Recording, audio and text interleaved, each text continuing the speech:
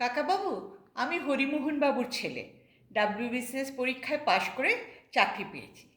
চাকরি দিব কয়, আসলে দিব না। পাশ করেছি, চাকরি দেবে না মানে?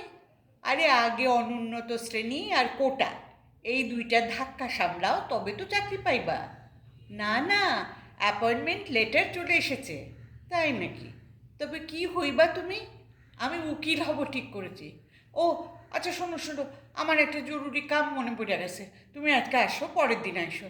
ও শুনয়নি, শুনয়নি, হরিমোহনবাবুর ছেলে আইছিল। আমার সেই পুরান ব্যথাটা আবার চাগার দিয়া উঠছে। হরিমোহনবাবুর ছেলের সঙ্গে তোমার ব্যথার কি সম্পর্ক? আরে আমি মিথ্যা সাক্ষ্য দিয়া ওর বাপেরে জেলে পড়ছিলাম না।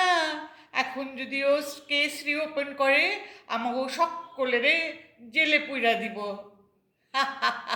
ভানু, এতক্ষণ তো সকলেরে খুব বিধান দিতাছিলা, এখন নিজের বিধান বাইর করো।